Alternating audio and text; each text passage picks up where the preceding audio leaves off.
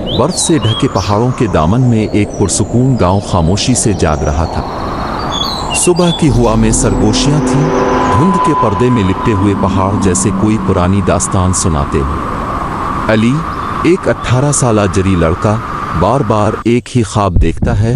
एक देव हैकल आंख बर्फ के नीचे खुलती है और उसके इर्द गिर्द चमकते हुए पुरस्रार निशानात जगमगाते। सुबह के नाश्ते पर अली और उसकी छोटी बहन हिना हंसते हंसते पहाड़ पर जाने की बहस करते हैं। हिना ज़हीन और निडर है, जबकि अली बेचैन और तजस्सुस से भरा हुआ।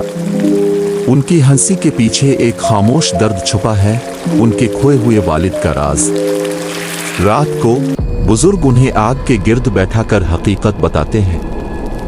उनके वालिद कई साल पहले इसी मनहूस चोटी पर चढ़ते हुए लापता हो गए थे। जब इनका जिक्र आता है, आग की लिपटें साए बनाती हैं। इसी रात अली और हिना खामोशी से गांव से निकलते। उनके हाथों में मशलें हैं और उनके कदम बर्फ पर निशान छोड़ते हैं। अचानक एक जोरदार बर्फानी तोदा गिरता है। हिना अली को बचाते हुए इस पर झक जाती है और दोनों बर्फ में दफन हो जाते हैं। किसी तरह बच निकलने के बाद वो पहाड़ की एक चट्टान में तराशे गए पुराने मंदिर तक पहुंचते हैं। अंदर कदीम नकूश रोशनी में चमकने लगते हैं। मंदिर के गहरे हिस्से में वो एक देव की मानिंद बर्फ में जमा हुआ मुजस्समा देखते हैं, जिसका एक हाथ बाहर निकला होता है और चेहरा आधा छुपा होता है। जब हिना एक चमकते हुए निशान को छूती है, रोशनी बर्फ के अंदर दौड़ती है।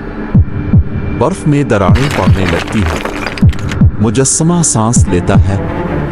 देव बेदार हो रहा है।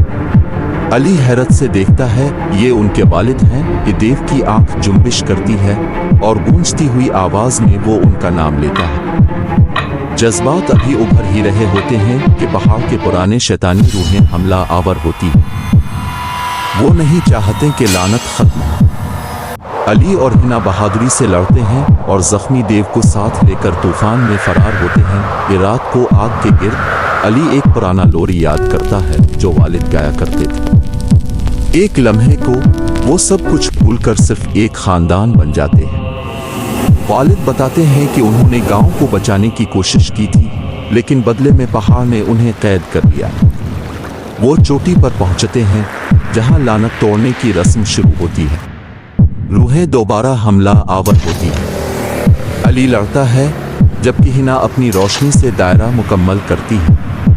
वो कुर्बानी देती है, रोशनी में बदल कर लानत तोड़ देती है। पहाड़ की बर्फ पिघलती है। मुजस्समा टूटता है।